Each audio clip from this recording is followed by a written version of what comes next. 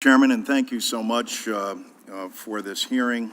And I want to thank all the witnesses as well for your expert testimony. I think for the viewers, this can sometimes be frustrating because everybody on our side, on this dais, you won't hear a person up here who's not in favor of infrastructure, who's not in favor of infrastructure improvement, who isn't impressed by everything that you've just said. I have to say, Mr. Griffin, your three proposals that you laid out are three things that ought to be followed very clearly. But there isn't a price tag associated with them, given, what it would actually cost to do the infrastructure system. And when we weigh that as well with China investing 8.5% of its GDP into infrastructure improvement and the United States at 1.4%, there's something wrong here with a nation that at one time, when the Russians launched Sputnik, took a step back and immediately stepped up and demonstrated what American know-how was all about, and on all fronts superseded all expectations. That's what seems to me is missing today. But what's beyond that, you'll hear great agreement up here until it comes down to, well, how do we pay for this?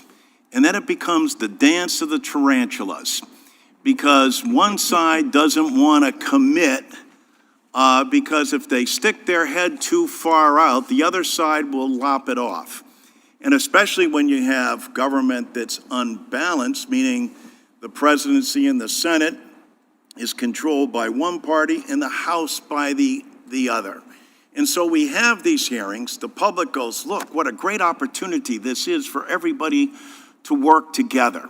So I wanted to ask Mr. Lee and Mr. Griffin, just given the dynamics of your two presentations, where's the common ground that we could get together?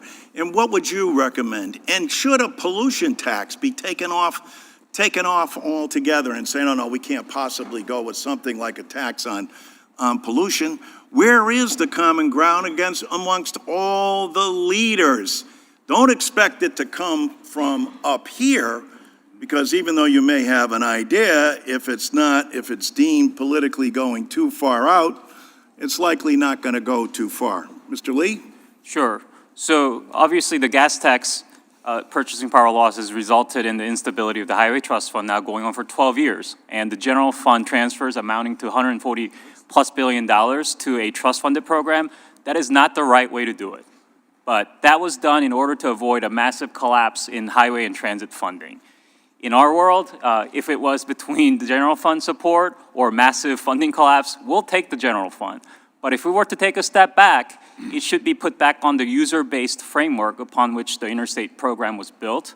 It should clearly show that the contributions made by the public, whether in the form of user fees or taxes, are going straight to infrastructure benefits that they will be able to take advantage of every day. Mr. Griffin, do you agree? And if you added some of your Yes. issues, go ahead. Yes. I am a big fan of Mr. Lee's, very capable. I think we agree in stability of funding.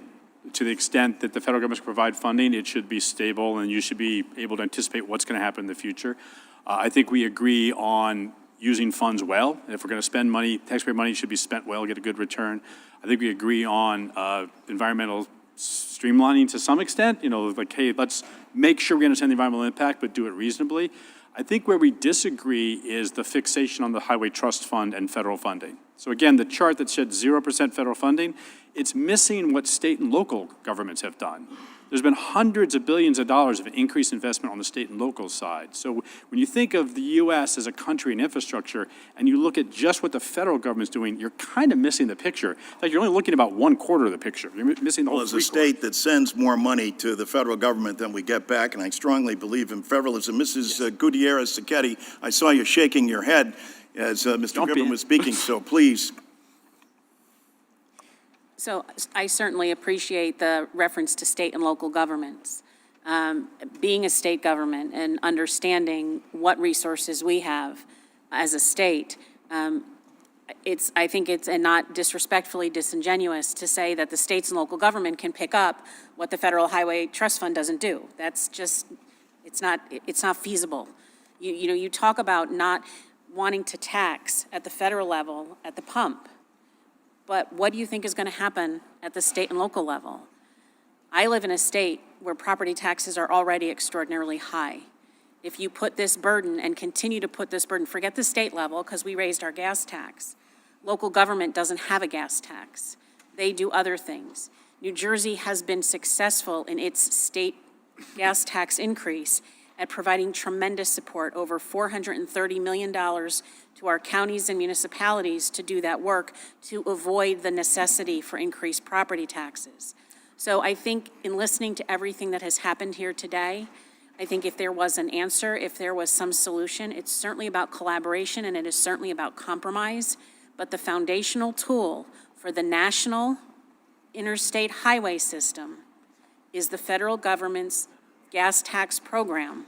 And it doesn't have to be $1. It could be 2 pennies and it can be indexed and be very, very manageable in terms of family budgets. I see I've gone well beyond my time, but I thank you, and I will send in writing, ask you in writing also to comment on mitigation also, which seems to have been left out, which I think is a very important part of saving money long-term and being more constructive. Thank the gentleman. Let me